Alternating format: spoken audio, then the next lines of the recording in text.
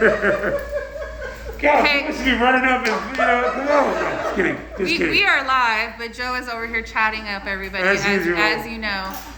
We are so excited today as you're joining in.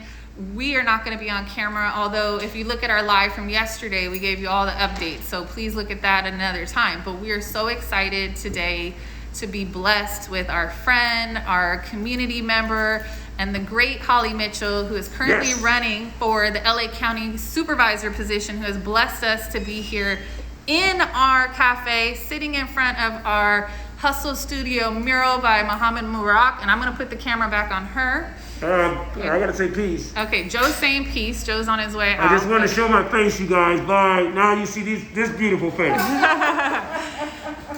All right, wait, wait, hold on. I zoomed in on Holly. You jump back in there. All right, there's Joe, there's Holly. All right.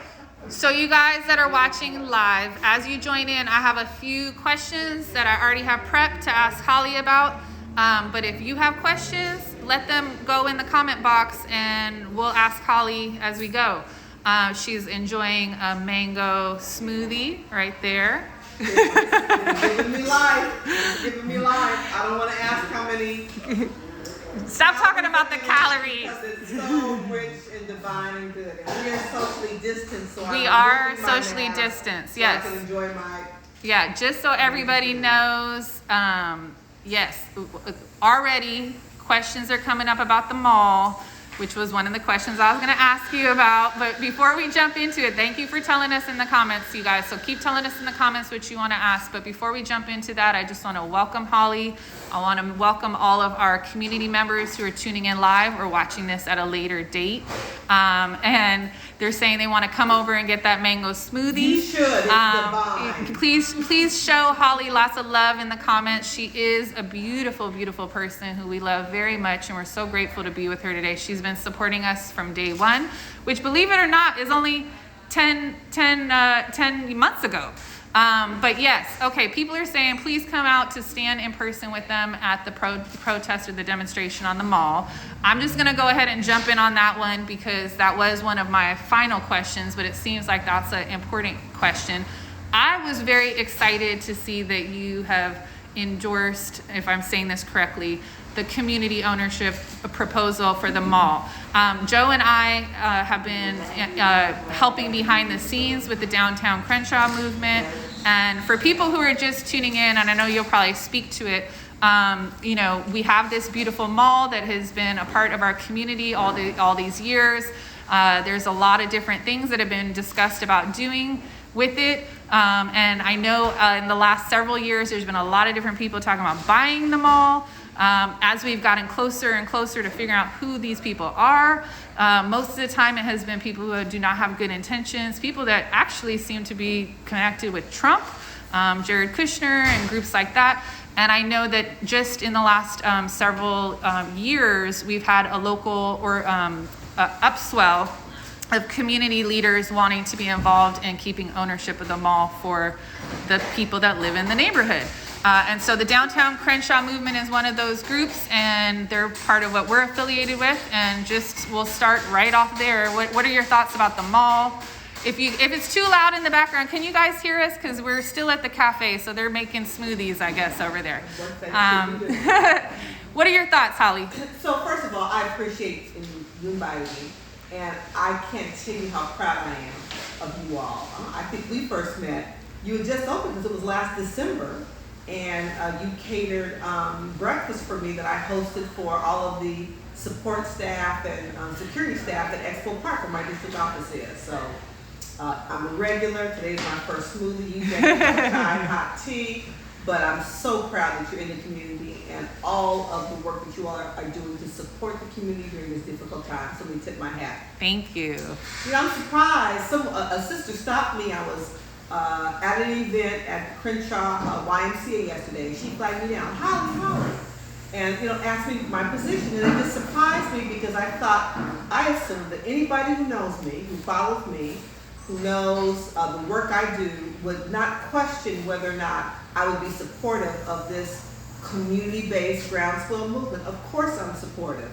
Just because you don't see me at a rally doesn't mean I don't support the notion that we do not want to repeat of Santa Barbara Plaza, which is what I said on KPCC the other night. We do not want valuable real estate in our community sitting dormant for 10 years while people fight. You know, when the elephants fight, it's the grass that suffers, African proverb. And I absolutely support community level ownership and engagement. We have to have a voice in terms of what's built and what is grown in our community. Like you, I am concerned about the business interests, but we shouldn't be surprised. Right. It's those interests who have the capital and the resources to make purchases of that magnitude. We shouldn't be surprised. So I'm very supportive. You know, I'm hearing, you know, two ends of the argument from constituents calling into my office. Some who, you know, want to question, you know, leadership. What I'm clear about is this is a movement of the people. Amen. And it's not about who's at the head of the organization or who not. It is a movement, and I'm hearing from constituents consistently about wanting to have a say in what will be there. Absolutely. Wanting to have ownership. Whether or not we're going to be able to compete with the elephants who've got the resources, I don't know. I'm hoping that plans can be put together that will make the community purchase competitive. That absolutely is my hope.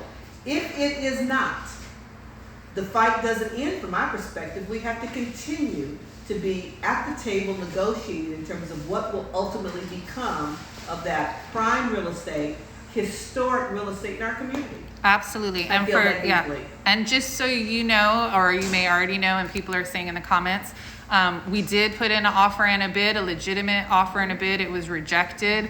And yet we have some of the best architects. We have 2 Black billionaires that have committed their funds. So we have funding, we have teams, we have all the stuff. And like you said, just based on systemic, institutionalized inequality and, you know, white supremacy, those are issues that are at play in this conversation. But and those are issues that are in play when we talk about gentrification generally. From my perspective, gentrification is an issue of economics, and it's an issue of history, of redlining, of banks not willing to loan to us, of the mass exodus of major banking institutions from our communities.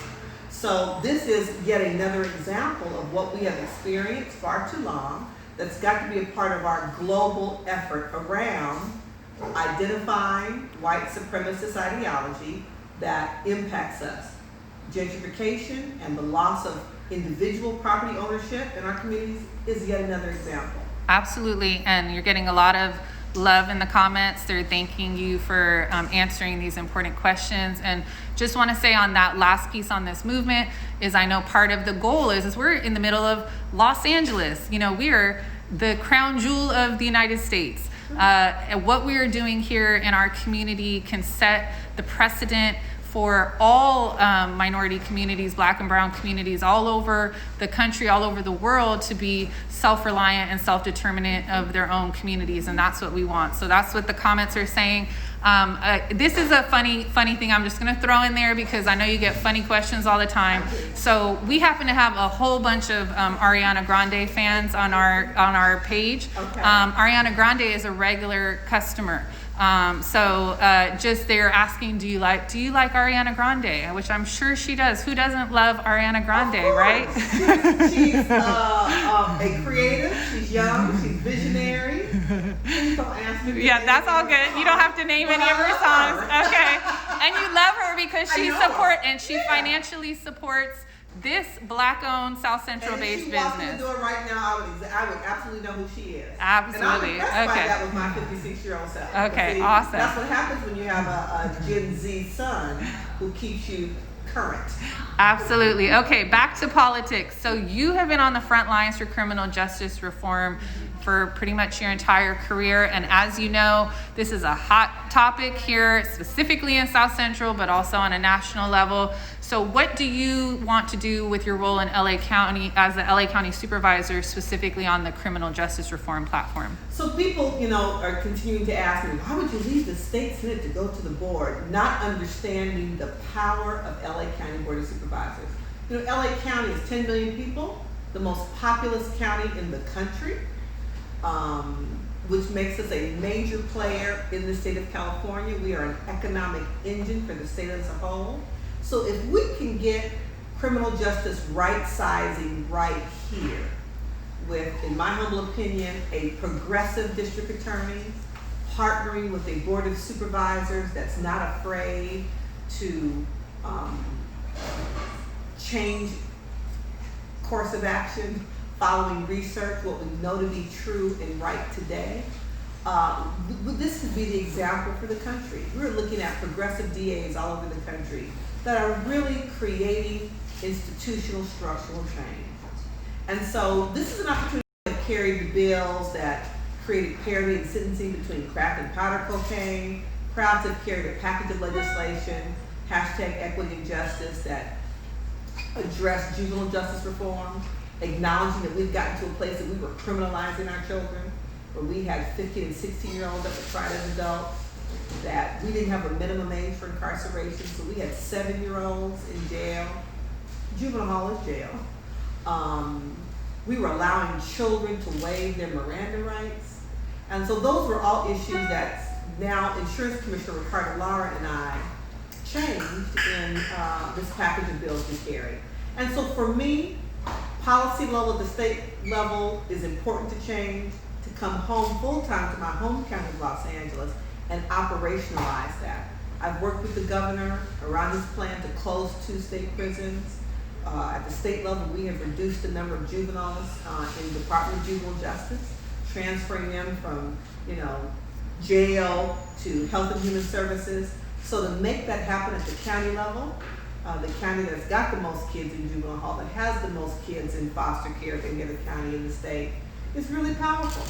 And when I recognize that, my home county, it's also a disproportionate number of students, of kids of color, who are impacted by these government systems, who find themselves in the juvenile justice and criminal justice system as a backstop because all these other systems have failed them.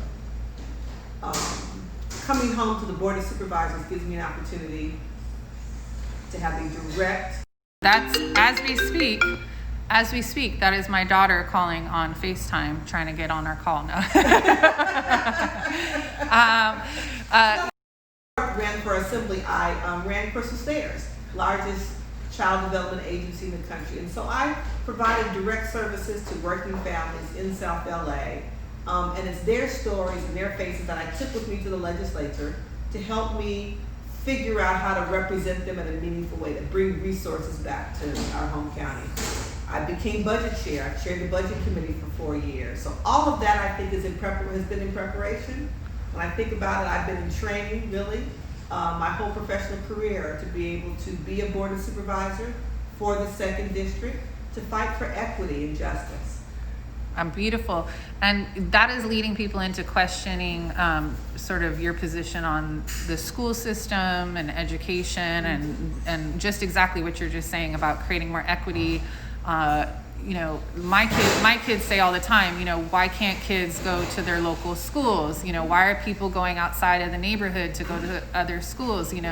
What is your thoughts on these kind of issues? So, Crystal Stairs was founded by 2 Black women, I think almost 40 years ago now, who recognized the importance of early care and education and wanted to give kids in South LA the same amazing opportunity and Head Start and Jump Start that kids in other zip codes and other regions of the city. You shouldn't have to go to the West Side to have a stellar early care education experience. We should be able to get that in our community too, in Inglewood, in Hyde Park, in Crenshaw. And so that's really kind of my origins. How do we create a sense of equity and bring top quality institutions and a learning experience in our own community? I represent Gala, the first LAUSD all-girls STEM academy. That's where both of our daughters attend. Shut up. That was not a setup, by the way. It really wasn't, because I'm a Gala fan. Okay, good. Miss Hicks, the principal, yes. Miss Hicks is brilliant. Miss Hicks is a perfect example of leadership. Miss Hicks was one woman who had a vision and an idea, and how she was able to navigate a bureaucracy like the 2nd largest school district in the country. I'm always amazed. It went from her bright idea to reality.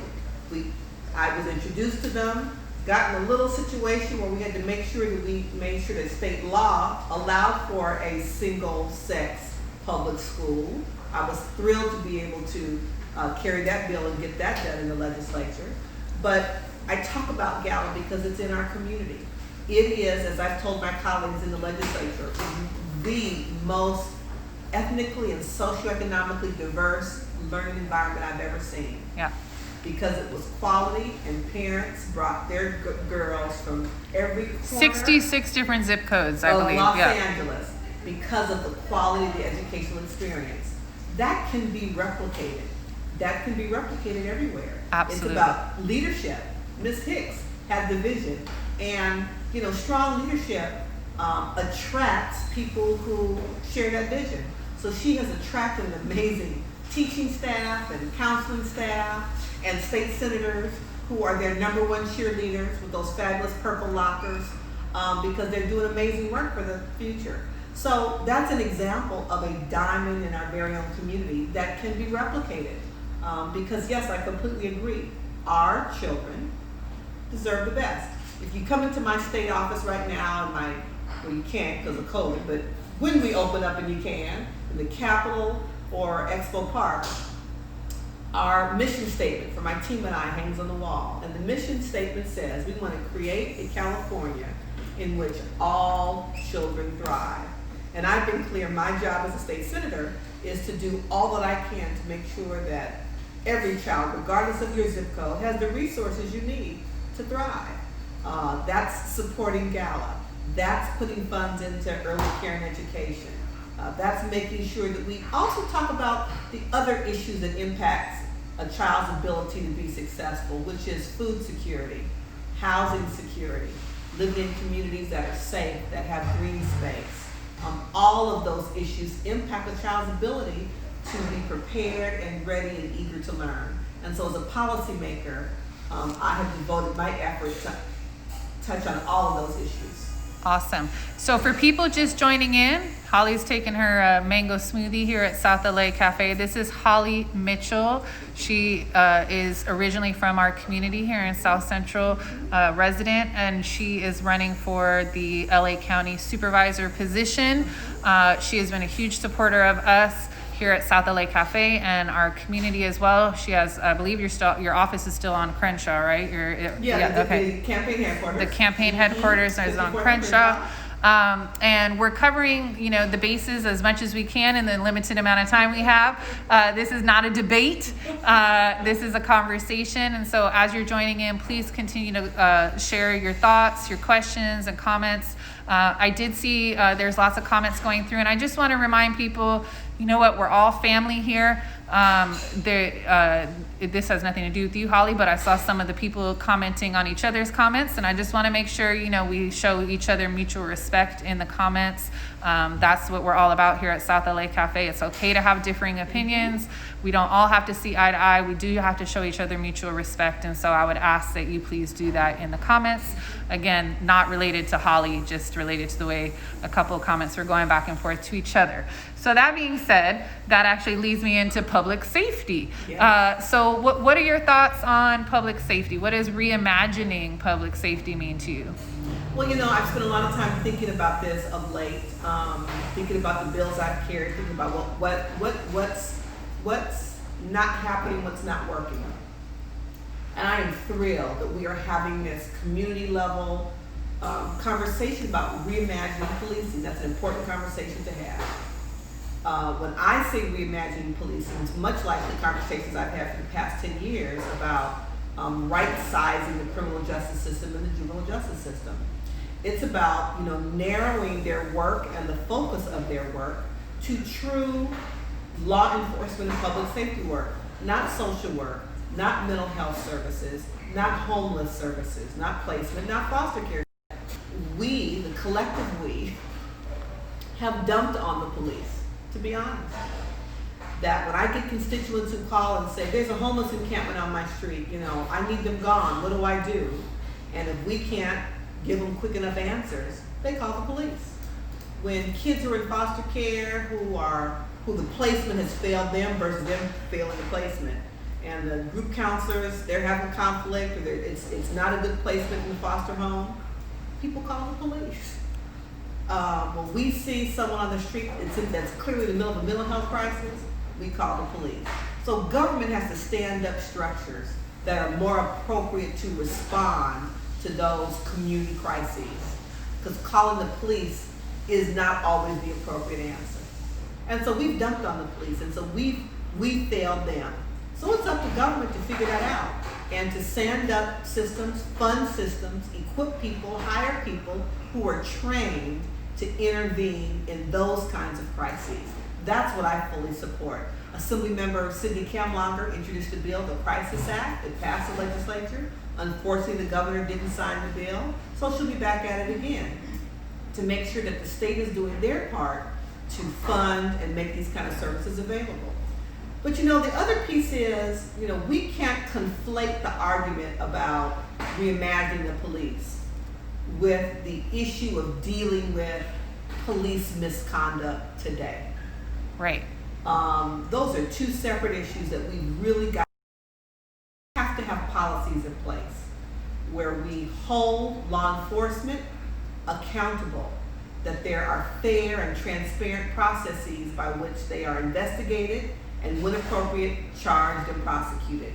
We're not seeing that consistently applied here or across the country, and that's tragic. And it leaves all of us unclear, afraid, and mad when we hear cases like Breonna Taylor, and we see those law enforcement officers go before a grand jury that's secretive, that's closed. I don't know about you, but I don't know that I know anybody that's ever served on a grand jury. No. Because we never know who they are. Right. And so when we don't understand why charges weren't brought, when the facts we see are so blatant, right, the public struggles with that. And when the public loses confidence in the men and women of law enforcement, that's when public safety is really compromised. If we don't feel confident and comfortable that when we're in trouble we can call the police and be safe and cared for, as opposed to putting our own lives at risk, that indeed calls into question true public safety. So while we want to reimagine the police and create a true appropriate response, where we want to invest in community to provide these other supports, we also have to make sure that we have practices and laws in place at every level of government, city, county, and state, and federal, that hold law enforcement accountable when they do wrong. And absolutely, and I hear a lot of people in the comments are saying they agree with you about not wanting to have to call the police for Yes. mental health issues, Right. or smaller things, or even, things that are not violent issues, Yes. but they're asking who should they call, and that's the question, the and point. that's the thing that we don't yet have, although I Right. do think that the city council just put They through something just in the last week as They did. a motion that passed, right, that at least in LA City, right? will begin to address this issue. And that's Right. why I said it has to happen at every level of government. There's a bill introduced at the state level, and the county should be stepping up to do the same. Yeah. You're right, none of us want to call, but who else do we call? Right, what do we And do? we have to stand up those other programs so we all have better options. Yeah. Alini.n.j, I just want to say a lot of the issues that you're bringing up in the comments, certainly us at South LA Cafe agree with, and we did address a lot of those questions and topics earlier in the Instagram Live. So if you get a chance to watch from the beginning, I think you'll see that we talked about gentrification and the development of the mall. But yeah, just to say on that, I do think it's a really important issue. I do think there's a lot. I'm getting all these pings on my phone. And I know that for us, working and living in this community and being a predominantly Black family, we have many situations where in theory you would call the police, but we have chosen not to because we are concerned about making the situation worse. Yes. And my husband, Joe, is a prime example of somebody who people that don't understand these issues would say, well, of course you should call the police, and I've been with him where, situations have happened and they've come and they don't know who he is. They don't care who he is, and they're profiling and they're trained and all that kind of stuff to react a certain way. And then I'm sitting there scared to death that my husband's going to get killed when, you know, everybody be like, but he's our local leader. He's, you know, and yeah, right. But I mean, it was painful to watch Yeah. the interview yesterday with Kenneth Walker, Breonna Taylor's boyfriend, who said, why would I be calling 911 saying I don't know what's happening if I knew it was the police? Right. That makes no sense. And Yeah. I appreciate that it may be difficult. I've had these conversations with my colleagues in the legislature who are not black or brown or from communities of color, who just don't understand that life experience that we have. Yeah. And this moment in time where the world saw a visible murder, where there was no question that Mr. Floyd was subdued, handcuffed on the ground, I think that gave other people a glimpse into the world that we live every day. Yes. I had this I'm just sidebarring for a second. I had this exact conversation with one of the newer white homeowners in the community that patronizes a cafe today. And I was talking to her about what she is just now opening her eyes to, both living in this community and with the most recent social unrest coming to light, and now it becoming a multiracial movement, which is great. But as I told her, what you're just coming to terms with, and many non-people of color or white people are now becoming exhausted in their 3 months of activism.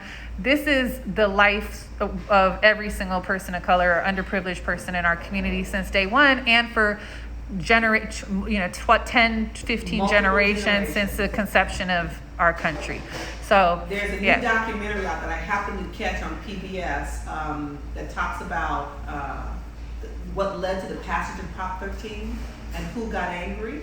Yeah. It was white homeowners in the Valley, Sacramento Valley, who looked at their tax bills and said, wait, what am I paying for? I'm paying for, inner city schools and all these programs that came out of the 60s and early 70s. It's an amazing documentary called The First Angry Man about Howard Jarvis, who started Prop 13.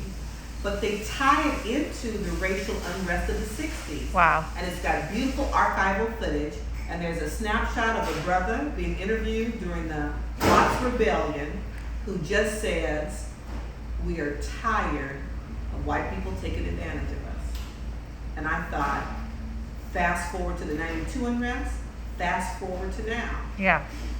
When are we going to learn the true lesson as a country, course correct and fix it, as opposed to continuing to repeat history? Yes. I mean, when you see that image, he could be out on King Boulevard marching today. Yes. Well, and I just want to say thank you for being so vocal and so forthright and willing to say things that maybe a lot of other politicians are not willing to say. For me, it's why I have chosen to vote for you personally.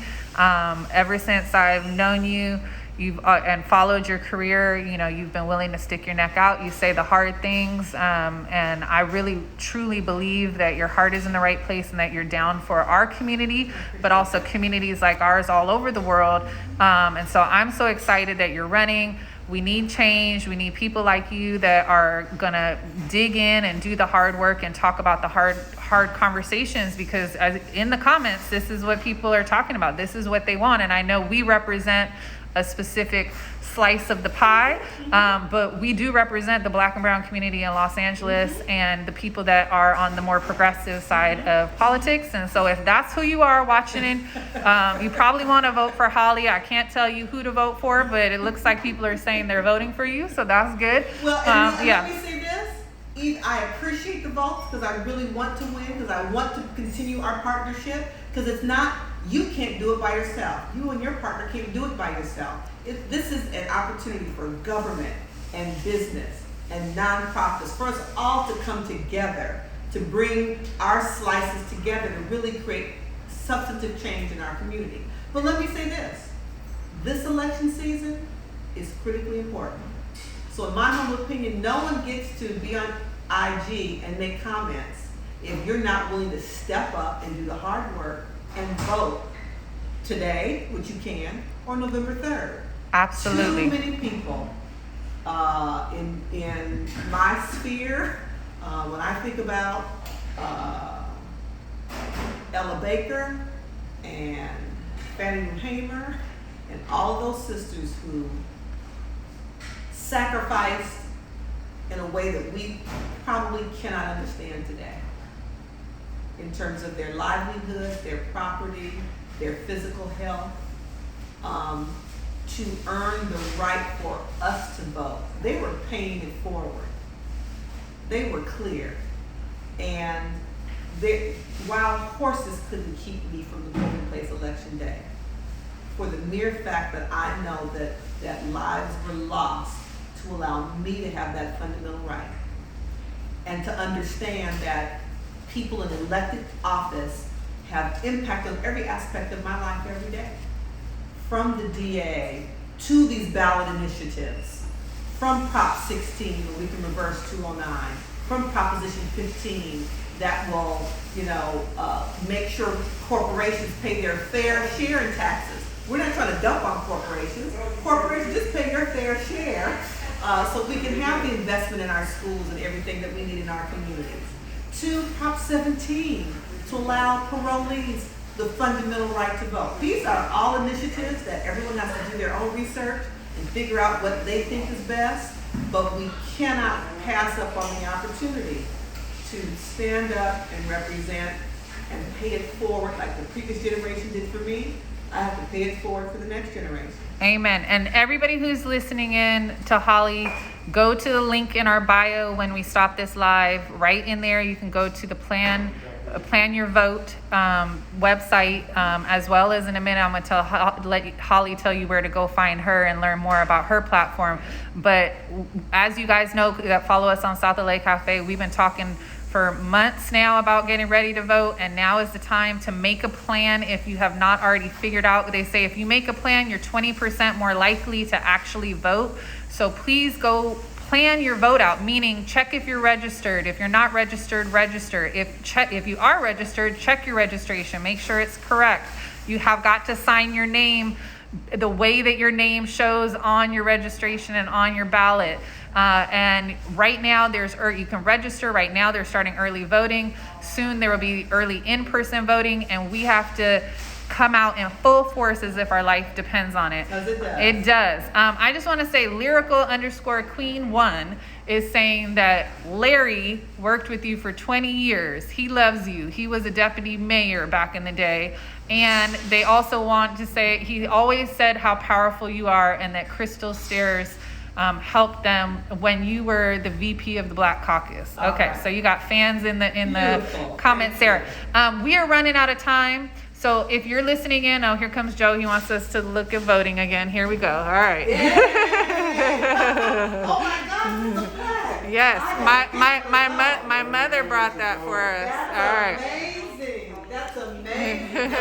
That's amazing. So we're running out of time, folks, here. I just want to say, if you have any final thoughts, let us know in the comments. Otherwise, Holly, tell people how to find you, how to learn more about your platform. Hopefully, listening to this interview has helped them make a decision one way or the other about how they want to vote on the LA County Supervisor position. But if they still want to do more research, where can they go? Holly J. Mitchell on all social media platforms. HollyJMitchell.com is the campaign website. And also, I still have a day job. I'm a state senator. So you can go to me and look at the state Senate website. And we have a full page of resources around COVID relief in English and Spanish.